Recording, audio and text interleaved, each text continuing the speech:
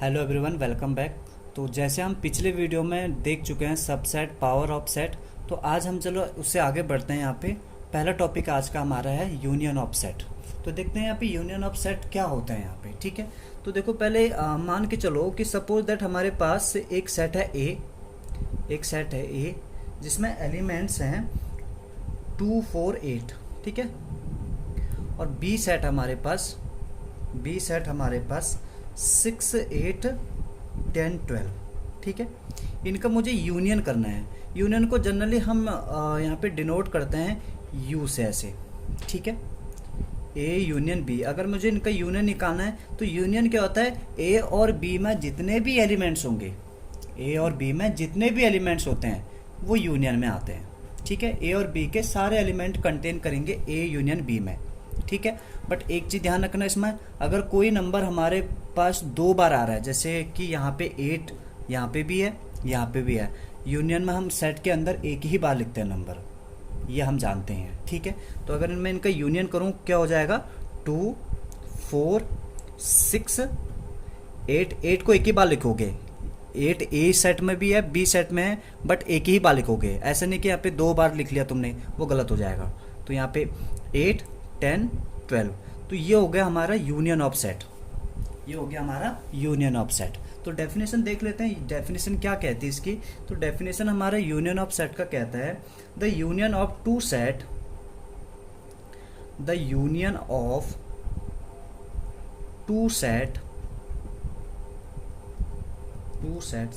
A and B is set which consist all elements which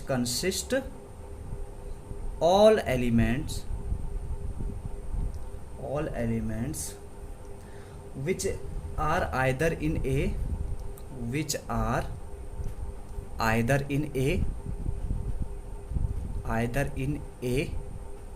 और B। ठीक है, यहाँ पे यूनियन ऑफ सेट की डेफिनेशन क्या कह रहा है, एक ऐसा सेट होगा यूनियन का जहाँ पे या तो ए के एलिमेंट्स हो या बी के एलिमेंट्स, सारे एलिमेंट्स यहाँ पे, which consist all elements which are either in A और बी। सारे एलिमेंट्स आएंगे या ए में हो या बी में हो।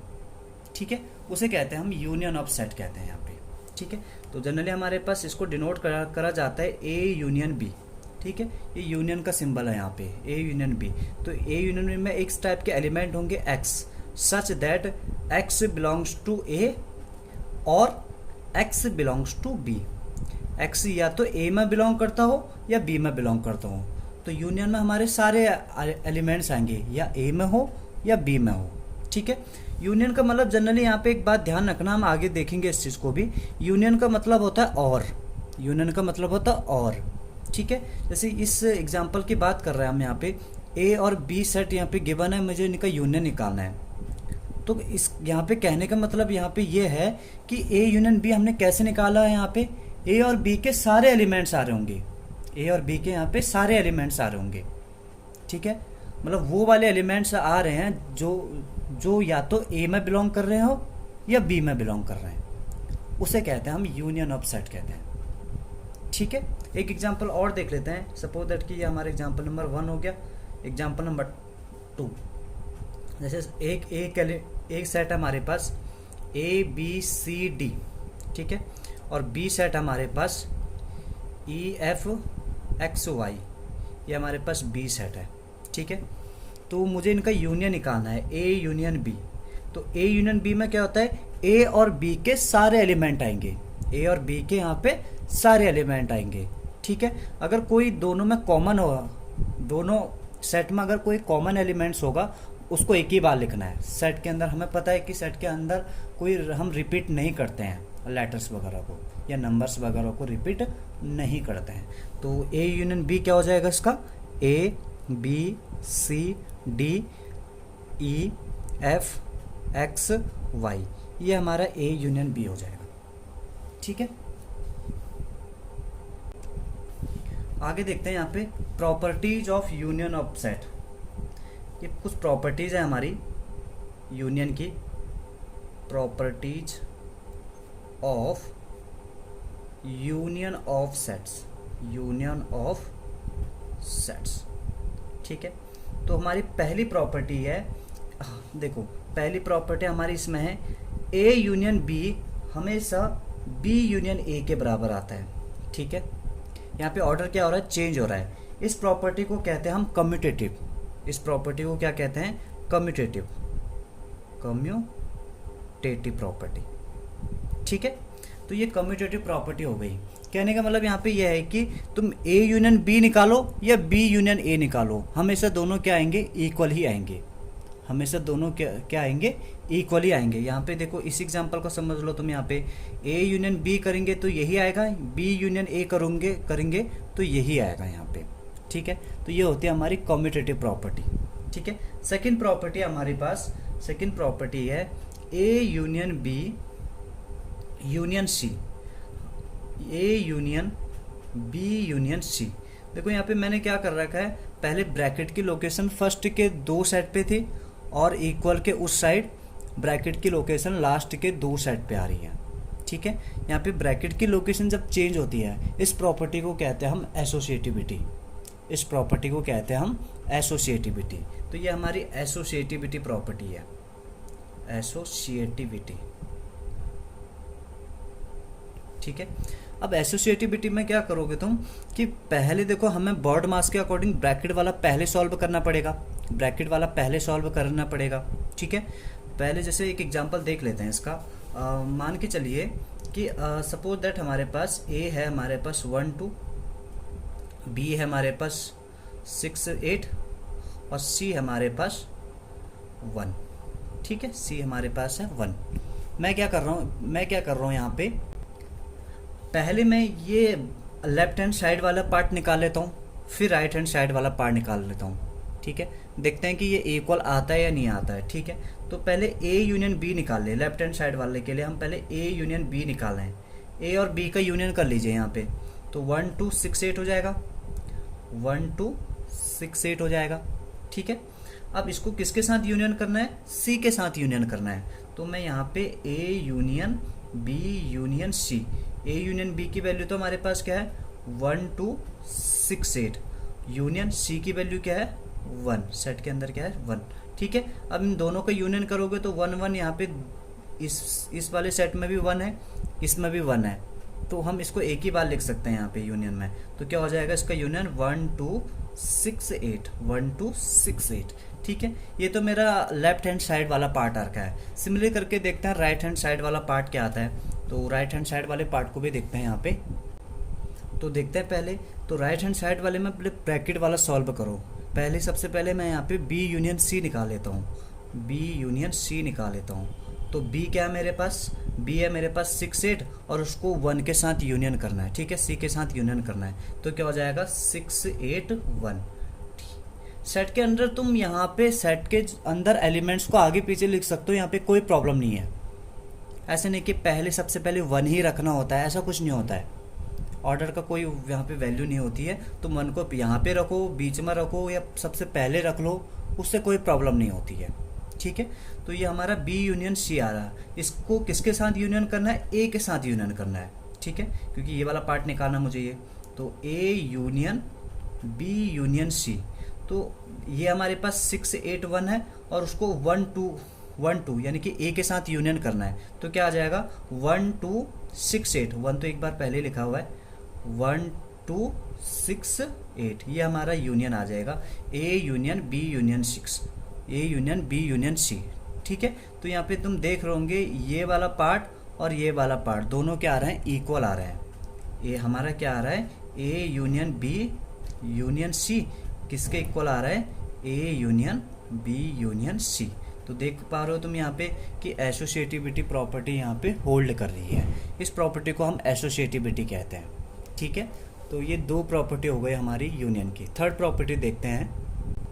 यहाँ पे हमारी थर्ड प्रॉपर्टी है law of identity element, law of identity. ठीक है, तो हमारे जनरली जो यूनियन में आइडेंटिटी सेट होती है वो होता है नल सेट। आइडेंटिटी सेट क्या होता है, नल सेट। ठीक है, तो लॉ ऑफ आइडेंटिटी का मतलब होता है यहाँ पे हम लिख सकते हैं यहाँ पे phi is identity of union, identity of union, क्योंकि हमें पता है कि फाई फाई किससे कहते हैं हम, नल सेट को, नल सेट को हम फाई से रिप्रेजेंट करते हैं यहाँ पे, ठीक है। तो लॉ ऑफ आइडेंटिटी क्या है यहाँ पे कि अगर किसी सेट में तुम नल सेट का किसी सेट में यहाँ पे नल सेट के साथ यूनियन कर रहे हो, किसी सेट को नल सेट के साथ यूनियन कर रहे हो, तो हमेशा क्या आएगा यहाँ पे ए ही आएगा, ठीक है। या ये कह लो, या नल सेट के साथ यूनियन किसका कर रहे हैं हम, ए का कर रहे हैं, तो दोनों केस में क्या आएगा, ए ही आएगा यहाँ पे, क्योंकि नल सेट जो है इसके अंदर एक भी एलिमेंट नहीं है, ठीक है। तो देखते हैं, जैसे मान के चलो कि ए, हमारे पास ए है 1 2 3 4, ठीक है, और हमारे पास 5 तो हमको पता ही है एक ऐसा सेट होता है जिसके अंदर एक भी एलिमेंट ना हो, उसको हम 5 कहते हैं, ठीक है। अगर हम ए यूनियन 5 कर रहे हैं तो इसमें और इसमें सारे एलिमेंट आएंगे, इस सेट के और इस सेट के, तो इसमें तो एक भी एलिमेंट नहीं है, ठीक है। तो इनका यूनियन क्या हो जाएगा, 1 2 3 4 हो जाएगा, ठीक है। और यही किसके बराबर है, ए के बराबर है, ए तो है, ठीक है। तो यहाँ पे ए यूनियन 5 करोगे तो हमें इससे किसके बराबर आएगा, ए के बराबर आएगा, या 5 यूनियन ए कर लो यहाँ पे, तो इसे कहते हैं लॉ ऑफ आइडेंटिटी, इसको कहते हैं लॉ ऑफ आइडेंटिटी, ठीक है। नेक्स्ट देखते हैं यहाँ पे, नेक्स्ट है हमारे पास आइडेम्पोनेंट लॉ। आइडेम्पोनेंट लॉ क्या होता है कि अगर हम ए को ए के साथ ही यूनियन करेंगे, अगर हम ए को ए के साथ ही यूनियन कर रहे हैं तो हमेशा क्या आएगा, ए ही आएगा, हमेशा क्या आएगा, ए ही आएगा। जैसे कि हम ए मान के चल रहे हैं कि क्या है, ए बी सी डी है, ठीक है, इसको इसी के साथ ही यूनियन करना है, इसको इसी के साथ ही यूनियन करना है, तो ए यूनियन ए, तो ए यूनियन ए का मतलब क्या हो जाएगा, ए बी सी डी, उसको यूनियन किसके साथ करना है, इसी ए के साथ करना है, ए बी सी डी। तो इन दोनों में कॉमन एलिमेंट, इन दोनों में जितने भी एलिमेंट हैं वो सारे आ जाएंगे, तो ए बी सी डी इसमें भी है, ए बी सी डी इसमें भी है, बट हमें पता है कि सेट के अंदर कोई भी एलिमेंट से दो बार नहीं लिखा जा सकता, ठीक है। कोई लेटर हो या नंबर हो, उनको हम 2 बार नहीं लिख सकते हैं, जैसे 1 1 ऐसे नहीं लिख पाएंगे हम, ठीक है। तो ये भी ए बी सी डी है, ये भी ए बी सी डी है, तो इनका यूनियन क्या आएगा, ए बी सी डी ही आएगा। इसका मतलब क्या हुआ कि ए यूनियन ए हमेशा किसके बराबर आ रहा है, ए के बराबर आ रहा है, इसे कहते हैं आइडेम्पोनेंट लॉ, ठीक है।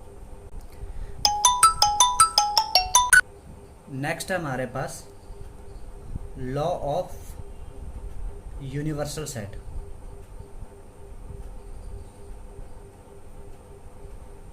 ठीक है, यूनिवर्सल सेट का लॉ का, यहाँ पे यूनिवर्सल सेट का लॉ क्या होता है, देखो अगर हम कोई यूनिवर्सल सेट का यूनियन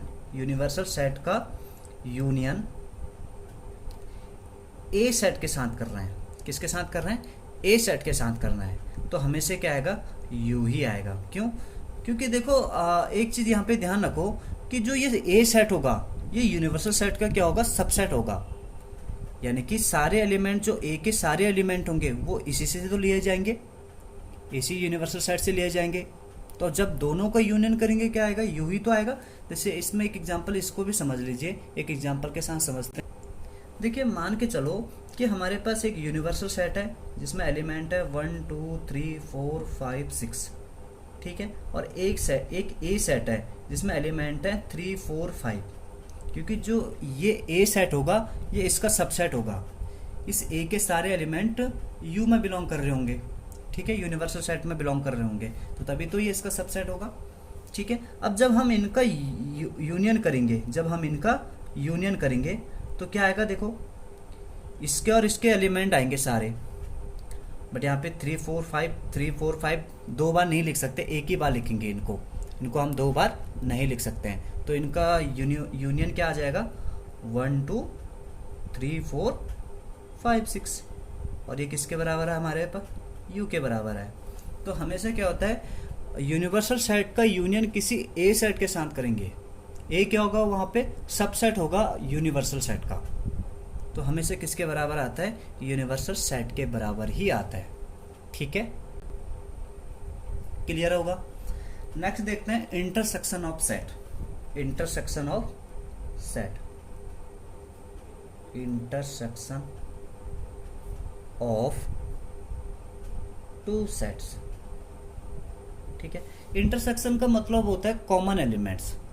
ए और बी में जितने भी कॉमन एलिमेंट्स होंगे वो क्या कहलाता है, उनका इंटरसेक्शन कहलाएगा। ठीक है, ए और बी के कॉमन एलिमेंट्स लिए जाएंगे। चलिए इसकी पहले डेफिनेशन देख लेते हैं। The intersection of two set, the intersection of two sets A and B, its set of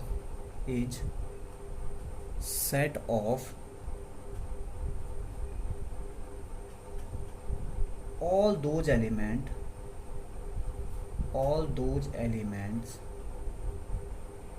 which belong to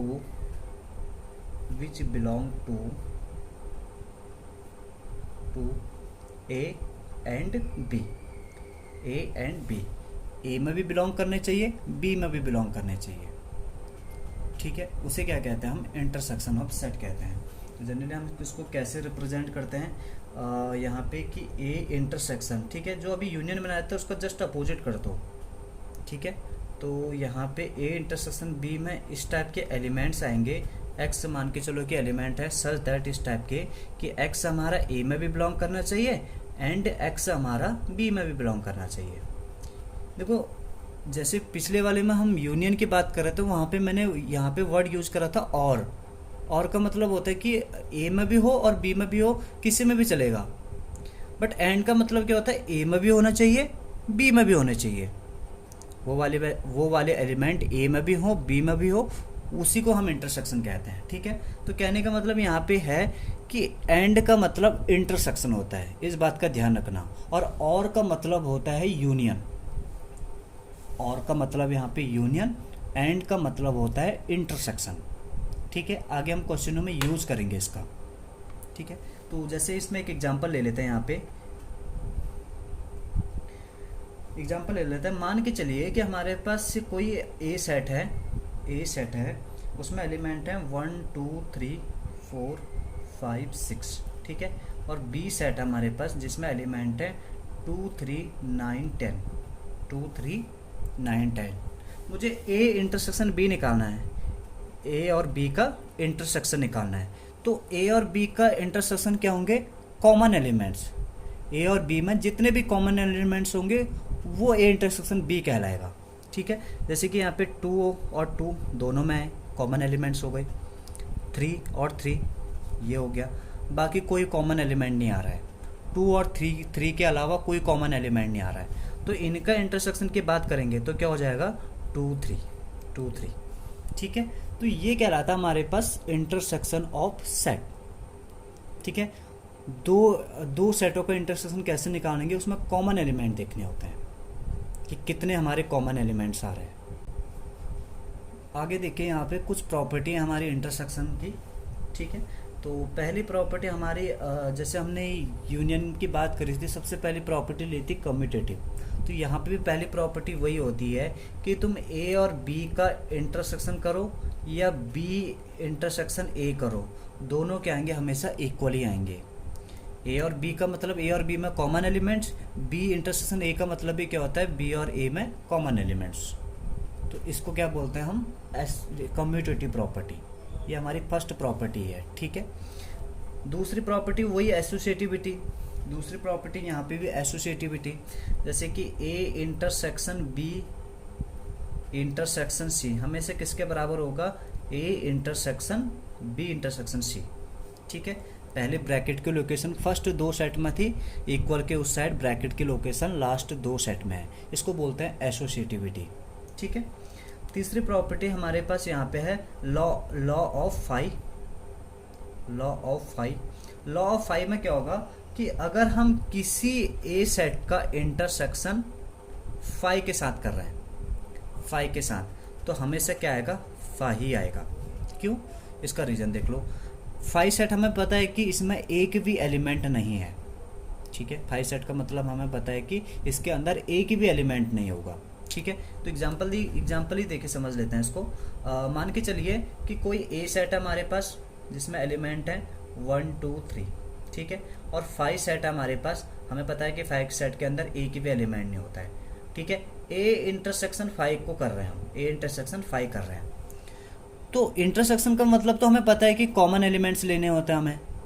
अब ए और 5 में कुछ कॉमन एलिमेंट्स आ रहे हैं। अब इसके अंदर तो एक भी एलिमेंट नहीं है ना, इसके अंदर तो एक भी एलिमेंट नहीं है, तो इसका मतलब इसमें एक भी कॉमन एलिमेंट नहीं आएगा, इसके अंदर एक भी कॉमन एलिमेंट नहीं आएगा, यानी कि खाली आएगा ये सेट। और खाली सेट का मतलब क्या होता है?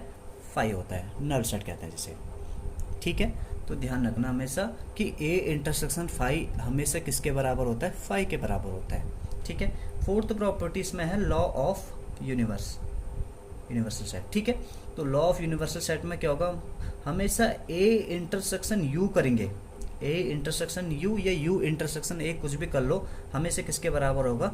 ए के बराबर होगा, हमेशा किसके बराबर होगा? ए के बराबर होगा। क्योंकि हमें पता है कि जो ये ए सेट है ये इसका सबसेट है, यानी कि यू का सबसेट होगा। तो दोनों में कॉमन एलिमेंट की बात करेंगे तो ए ही तो आएगा, दोनों में कॉमन एलिमेंट की बात करेंगे तो ए ही आएगा। तो ये क्या होगा? हमारा लॉ ऑफ यूनिवर्सल सेट, ठीक है। नेक्स्ट देखिए, यहाँ पे नेक्स्ट देखिए, फिफ्थ हमारे पास, अगर ए की इंटरसेक्शन हम ए के साथ ही करेंगे, ए का इंटरसेक्शन ए के साथ ही करेंगे, तो हमेशा क्या आएगा? ए ही आएगा।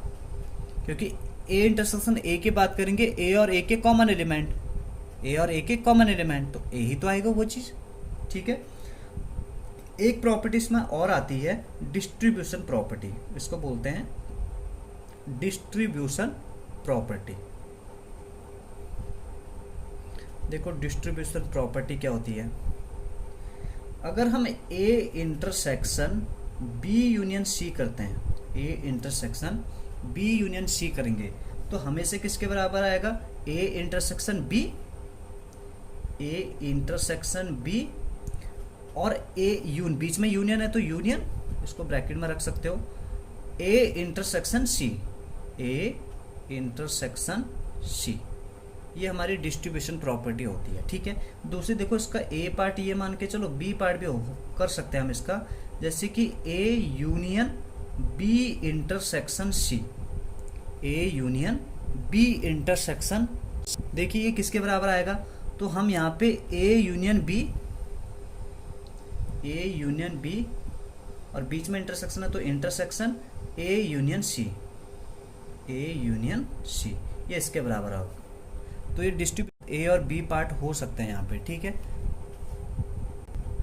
नेक्स्ट देखिए, इसमें डिफरेंस ऑफ सेट, दो सेटों का डिफरेंस कैसे होता है? चलिए पहले हम इसकी डेफिनेशन लिखते हैं, देन उसके बाद बताते हैं एक एग्जांपल के साथ। तो हम बोल सकते हैं यहाँ पे the difference of set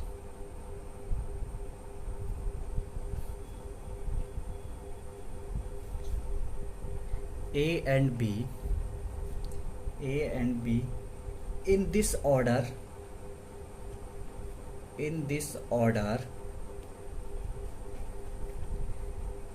is the set of element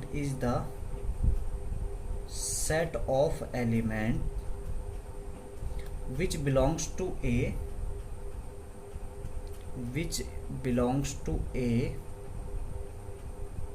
but not belongs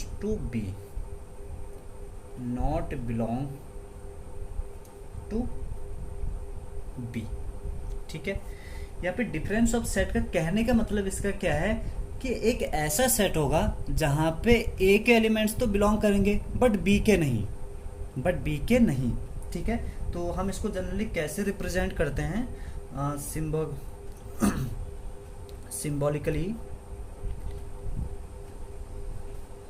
we write A minus B, ऐसे इसको हम डिफरेंस ऐसे रिप्रेजेंट करते हैं, ए माइनस बी, ठीक है। तो देखिए यहाँ पे डिफरेंस ऑफ सेट कह रहा है एक्चुअल में ये, तो देखते हैं यहाँ पे।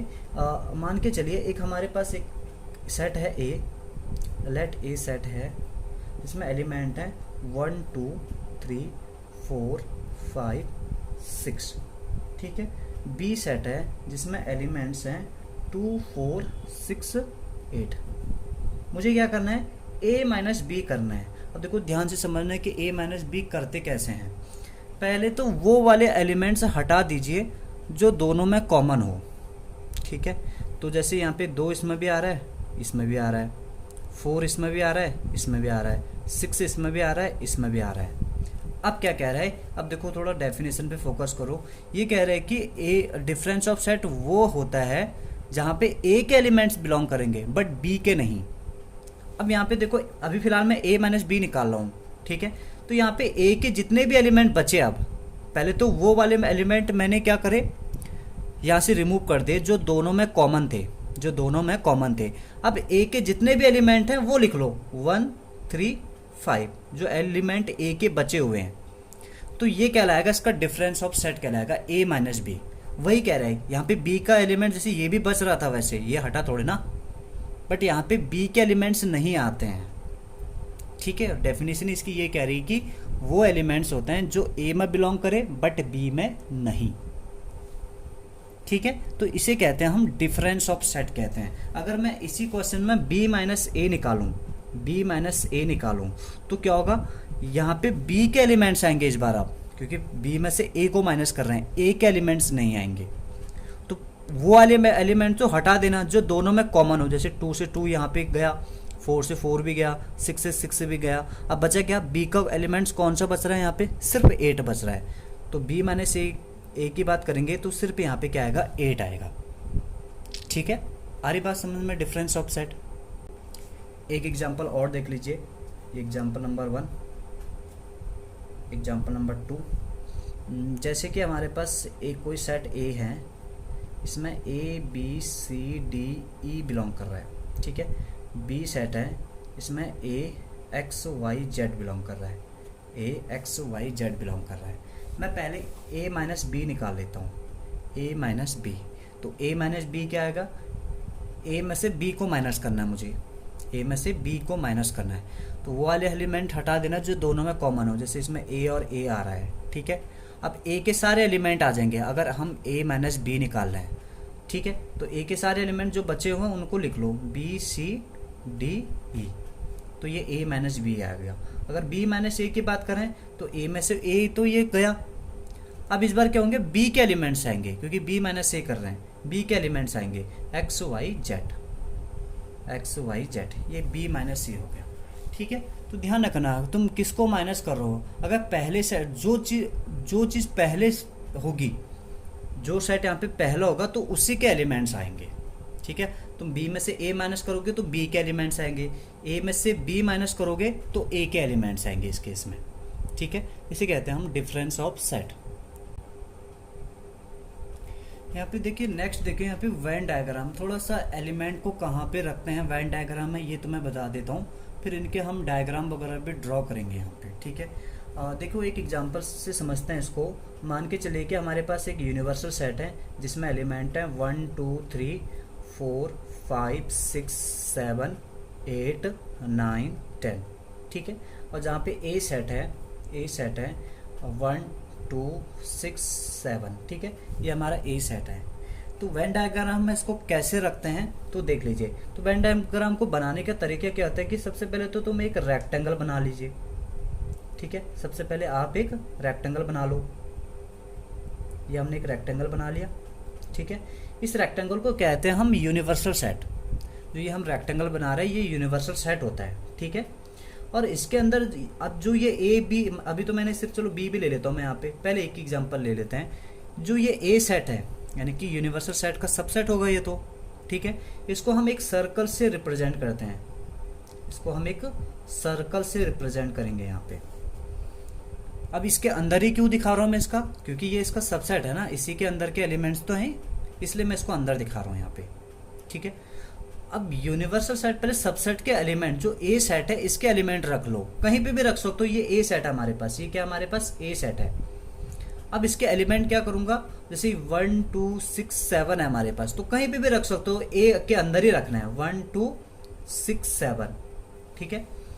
अब बचे हुए जो यूनिवर्सल सेट के एलिमेंट हैं, जो ये यूनिवर्सल सेट के एलिमेंट हैं, अब इनको कहाँ पे रखेंगे, जैसे कि हमें पता है कि 1 2 6 7 ये तो मैंने ए के अंदर रख चुके हैं, ये तो हम ए के अंदर रख चुके हैं। अब जो बचे हुए एलिमेंट है इनको कहीं पे भी रख सकते हो तुम यहाँ पे, बट ए के अंदर मत रखना इनको, बट इनको ए के अंदर मत रखना। जैसे मेरा बच रहा है 3 यहाँ पे रख सकते हो, 4 बच रहा है, 5 बच रहा है, कहीं पे भी रख सकते हो, कोई प्रॉब्लम नहीं है यहाँ पे।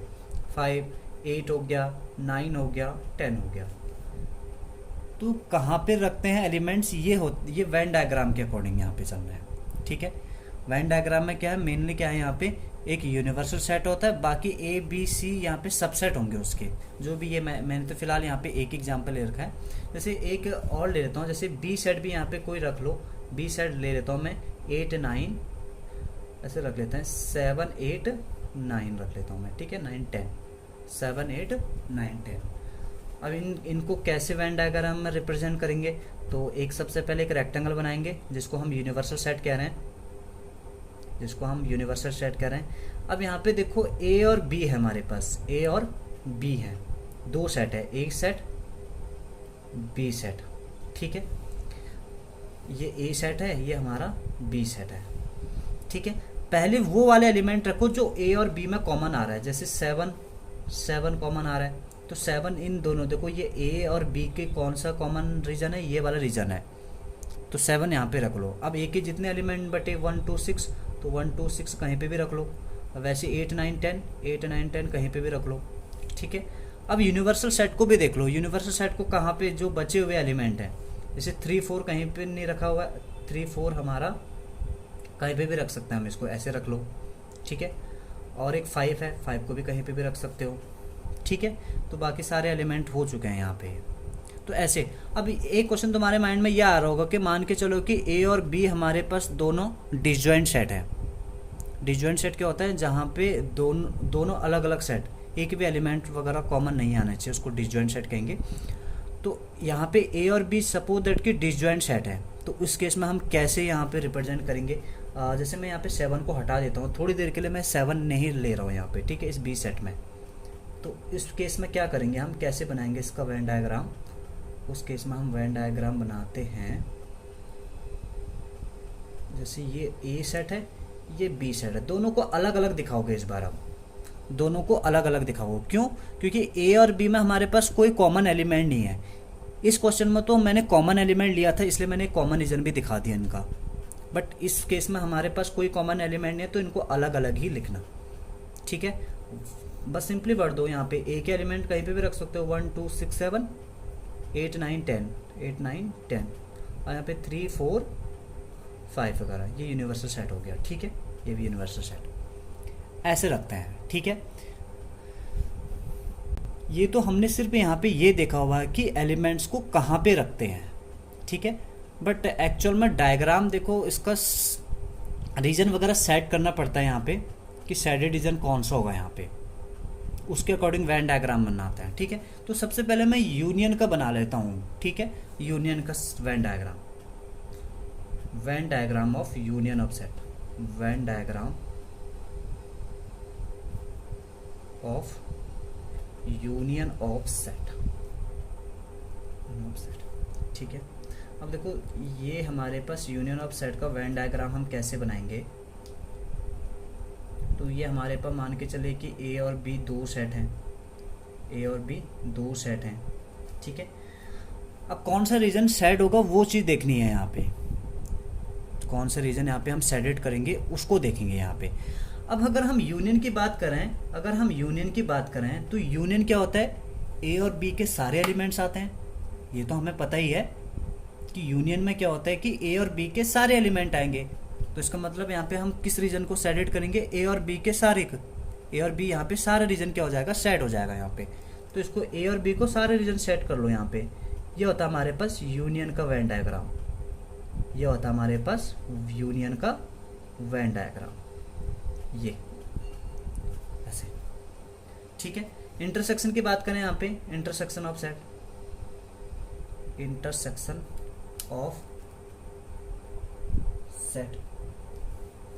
तो इंटरसेक्शन की बात करें यहाँ पे, तो मान के चलिए कि हमारे पास दो सेट हैं, इस टाइप के ए और बी, एक ये हो गया, दूसरा बी ये हो गया, ए बी। अब इंटरसेक्शन में क्या होता है, कॉमन एलिमेंट, इंटरसेक्शन में क्या होता है, कॉमन एलिमेंट लिए जाते हैं।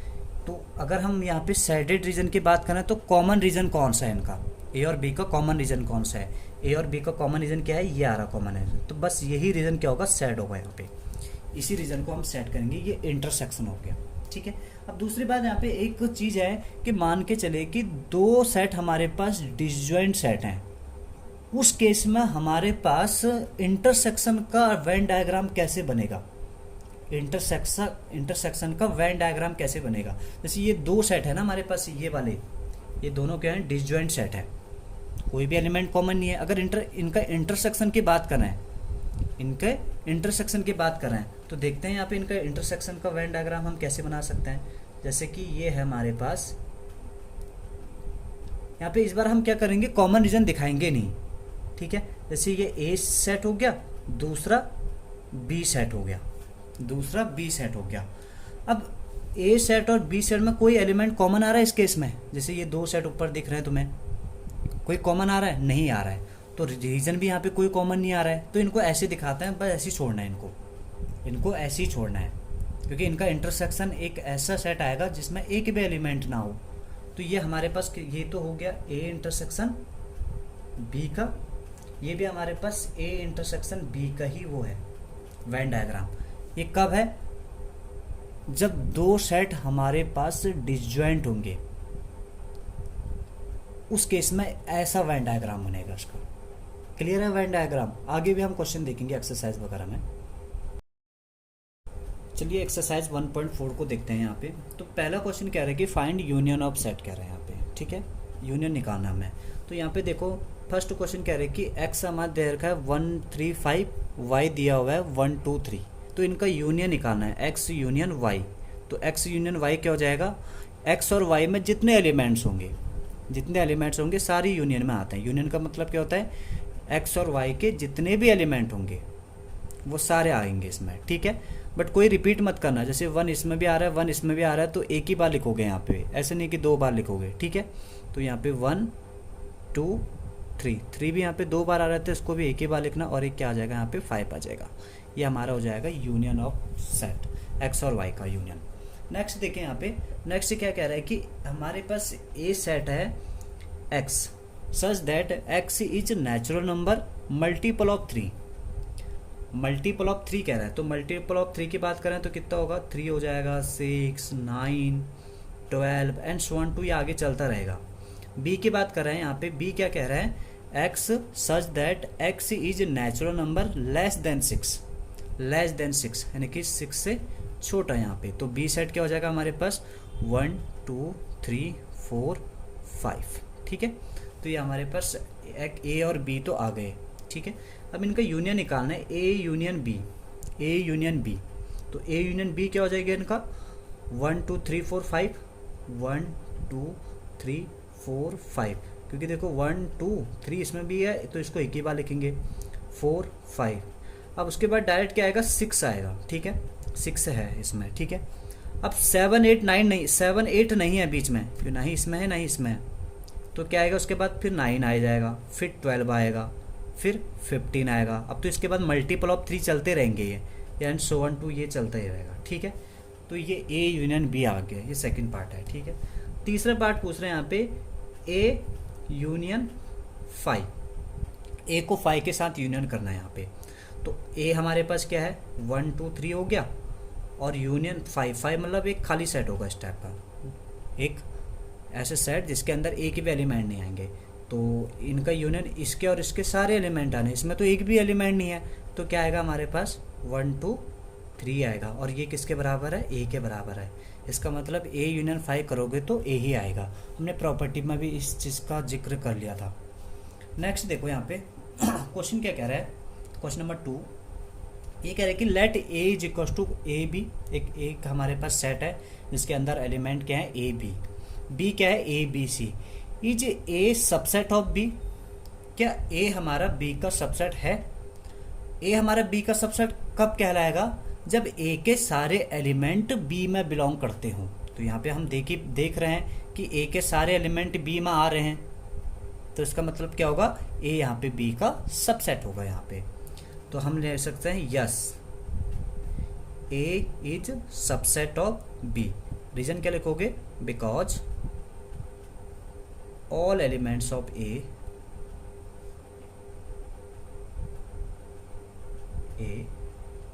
belongs to B. All elements of A belongs to B. ठीक है। अब इसका ये कह रहा है कि इनका यूनियन बताओ, A यूनियन B क्या होगा। तो A यूनियन B हमें पता है कि A और B, यहाँ पे B क्या है, यहाँ पे A क्या है, B का सबसेट है। ठीक है, यहाँ पे हमें पता है कि A B का सबसेट है।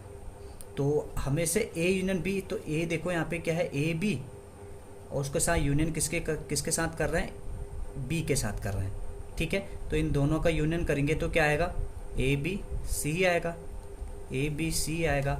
और तो ये किसके बराबर है, B के बराबर ही है। तो A यूनियन B किसके बराबर है, B के बराबर है, क्योंकि इन दोनों केस में क्या हो रहा है यहाँ पे कि B वाला जो सेट है वो बड़ा सेट है A से क्या है, बड़ा सेट है, इसमें ज़्यादा एलिमेंट्स है ना, तो हमें से क्या आएगा, यूनियन में यही आएगा यहाँ पे। ठीक है, क्वेश्चन नंबर 3 देखते हैं। यहाँ पे ये कह रहा है कि if A and B are two set such that A is subset of B then what is A union B. देखो ऊपर वाला क्वेश्चन की तरह ही है ये।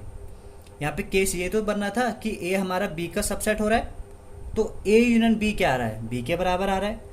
इस क्वेश्चन में तुम ऊपर वाला ही एग्जाम्पल दे सकते हो या अपने मन से बना सकते हो, कोई भी नहीं।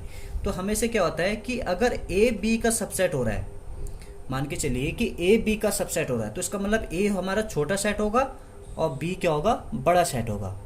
ठीक है, क्योंकि ए बी का सबसेट है। ठीक है, तो इस केस में क्या आता है, ए यूनियन बी हमें से किसके बराबर आएगा, बी के बराबर आएगा। किसके बराबर आएगा, बी के बराबर आएगा। ये रिजल्ट ध्यान रखना, ये ऊपर वाले एग्जाम्पल से तुम समझ सकते हो, जो क्वेश्चन नंबर 2 करा था हमने, इससे आप समझ सकते हो। नेक्स्ट यहाँ पे क्वेश्चन नंबर 4 को देख लेते हैं। तो हमारे पास क्वेश्चन नंबर 4 क्या है कि ए सेट दिया हुआ है, बी सेट दिया हुआ है, सी भी दिया हुआ है एंड डी भी दिया हुआ है। तो पहला पार्ट इसमें पूछ रहा है ए यूनियन बी। तो ए और बी का यूनियन कर लीजिए यहाँ पे। तो ए और बी का यूनियन क्या हो जाएगा, 1 2 3 इसमें भी है, इसमें एक ही बार लिखोगे। ठीक है, 4 इसमें भी है, इसमें भी, उसको भी एक ही बार लिखोगे। तो क्या आएगा, 1 2 3 4 5 6, ये हमारा आ जाएगा A union B. A union B union C, A B C का यूनियन करना है यहाँ पे। ठीक है, तो ए बी सी के सारे एलिमेंट आ जाएंगे।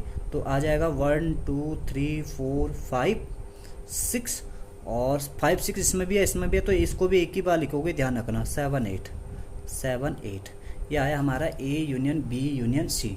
और इसका ये देखो मैंने सारे पार्ट नहीं लिए हुए हैं इसको, तो बाकी के पार्ट आप कर लेना, काफ़ी ईजी है यूनियन निकालना। तो यहाँ पे 8th पार्ट देखिए इसका। तो क्या करना है हमें, B union C union D, B C और डी का यूनियन करना है। तो बी सी डी के सारे एलिमेंट आ जाएंगे। तो क्या क्या हो जाएंगे, 3 4 5 6 7 8 9 10, ये तो हो जाएंगे बी सी डी के एलिमेंट सारे। ठीक है, यहाँ पे बट ध्यान रखना कि कोई रिपीट मत करना है यहाँ पे। जैसे तुम देख पा रहे होंगे यहाँ पे कि 5 और 6 इसमें भी है, इसमें भी है, उसको हम एक ही बार लिख रहे हैं। ठीक है, वैसे सिमिलरली 7 8 इसमें भी दिख रहा है तुम्हें, इसमें भी दिख रहा है, बट फिर भी हम इसको एक ही बार लिख रहे हैं, क्योंकि यूनियन में हम रिपीट नहीं, सेट के अंदर कोई भी नंबर या लेटर रिपीट नहीं करते। ठीक है, इसकी वजह से। क्वेश्चन नंबर देखो 5th वाला क्वेश्चन यहाँ पे इंटरसेक्शन का है एनसीईआरटी का, तो उसको खुद ट्राई कर लेना है यहाँ पे।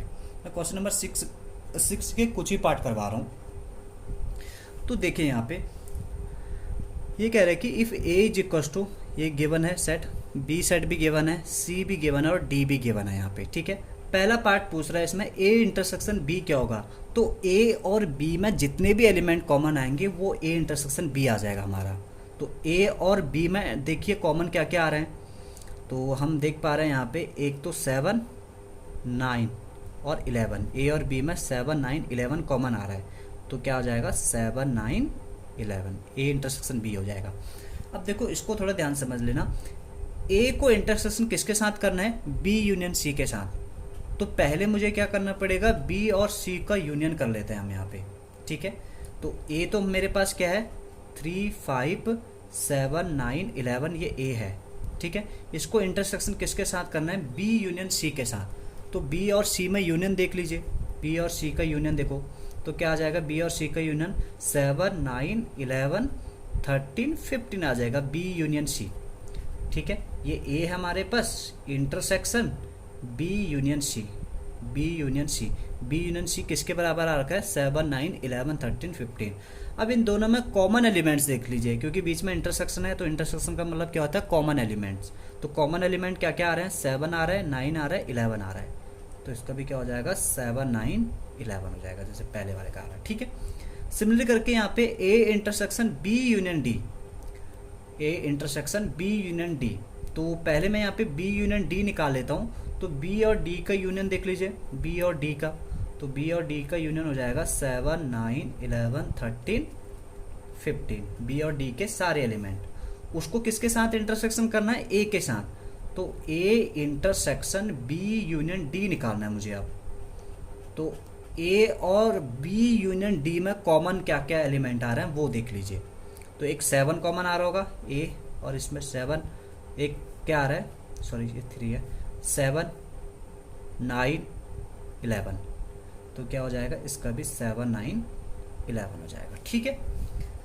क्वेश्चन नंबर इसका 9th वाला पार्ट देखो, A intersection B intersection B intersection C.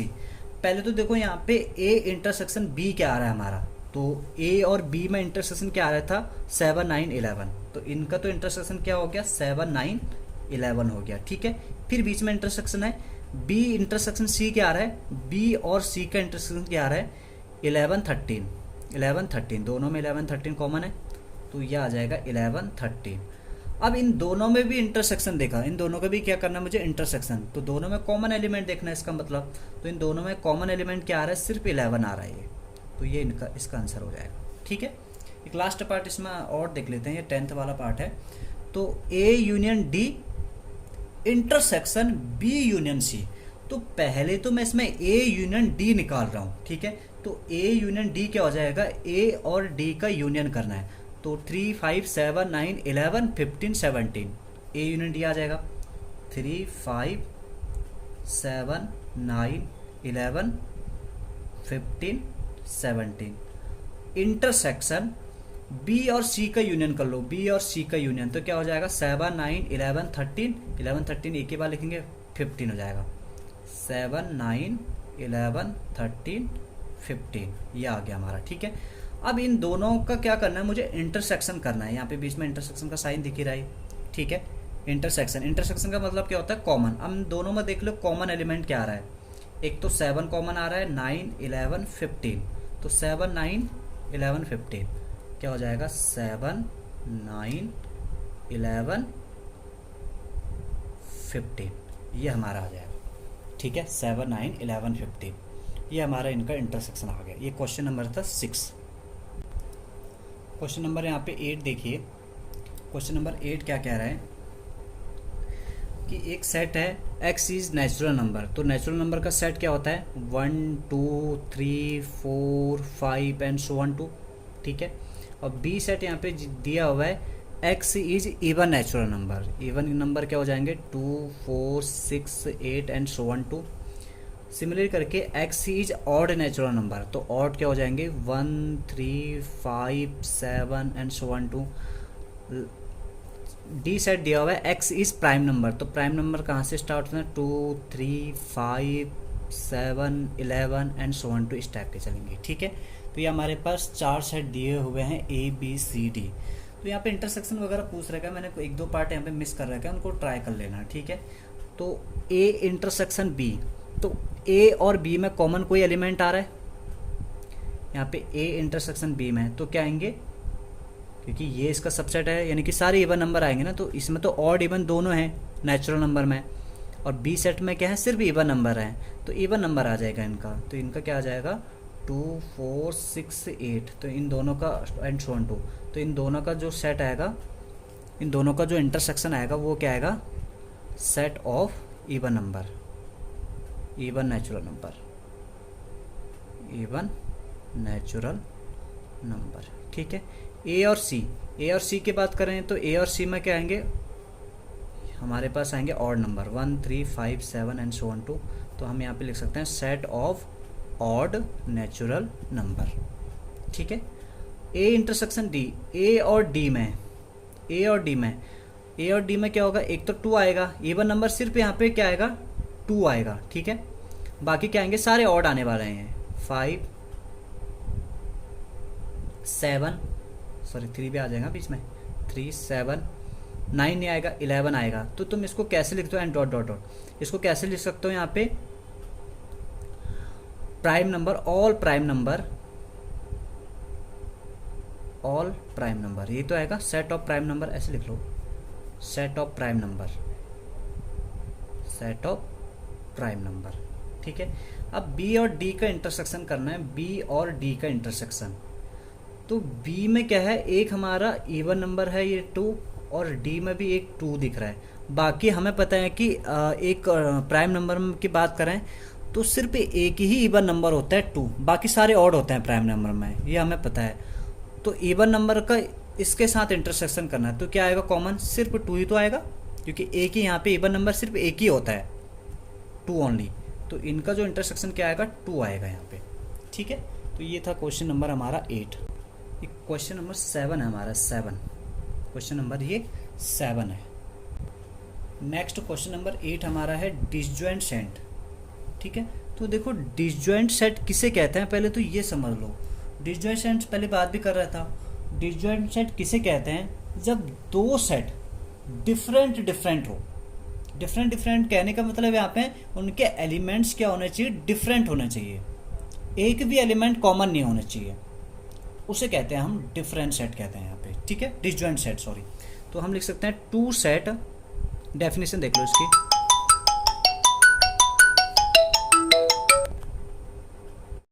Disjoint set, 2 set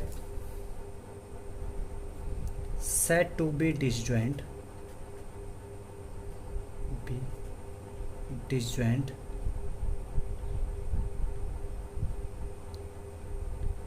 if there are different element in A and B.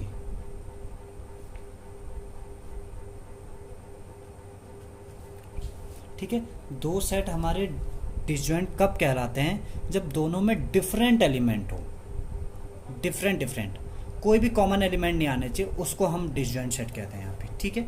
तो देखो यहाँ पे क्वेश्चन है, क्वेश्चन नंबर 8 का पहला पार्ट है, ये पूछ रहा है कि कौन सा पेयर यहाँ पे डिसजॉइंट है या नहीं है, ठीक है। तो यहाँ पे ए सेट दिया हुआ है और बी सेट क्या दिया हुआ है इसने, बी सेट को मैं यहाँ पे दिखा देता हूँ। इसने बोल रखा है X such that X is natural number, और एक्स की वैल्यू क्या है, greater than equals to 4, less than equals to 6, ठीक है। तो greater than equals to 4, equals to की बात करें तो 4 भी इंक्लूड करेंगे, 4 5 6 हो जाएगा, ठीक है, लेस देन इक्वल्स टू 6 यहाँ पे। तो देखो ये दो सेट हमारे पास डिसजॉइंट है, चेक कर लीजिए, कोई कॉमन एलिमेंट नहीं आने से। देखो यहाँ पे हम देख पा रहे हैं कि 4 दोनों में कॉमन आ रहा है, तो ये हमारा डिसजॉइंट सेट का एग्जाम्पल नहीं है, ठीक है। वैसे इसकी बात करें तो ए ई आई ओ यू, यहाँ पे सी डी, तो दोनों में देखो ई ई कॉमन आ गया, तो ये भी हमारा डिसजॉइंट सेट नहीं होगा। सिमिलरली इसको चेक कर लेते हैं, एक्स इज इवन इंटीजर, तो इवन इंटीजर की बात करें तो ये इवन इंटीजर की बात करें तो ये हो जाएगा -6 -4 -2 0 2 4 6 एंड सो ऑन, तो ऐसे हो जाएगा। ऑड की बात करें तो -3 -1 0 1 2 इस टाइप के चलेंगे, तो ये ऑड है ये इवन है, तो ये दोनों क्या है, डिफरेंट डिफरेंट सेट हैं, ठीक है, जिसके एक ऐसे सेट हैं जिसके अंदर डिफरेंट डिफरेंट एलिमेंट है। तो ये हमारा डिसजॉइंट सेट का एग्जांपल है यहाँ पे, ठीक है। ये दो पेयर तो डिसजॉइंट के नहीं है, ये वाला पेयर हमारा डिसजॉइंट का होगा, ठीक है। ये क्वेश्चन नंबर 8 है हमारा।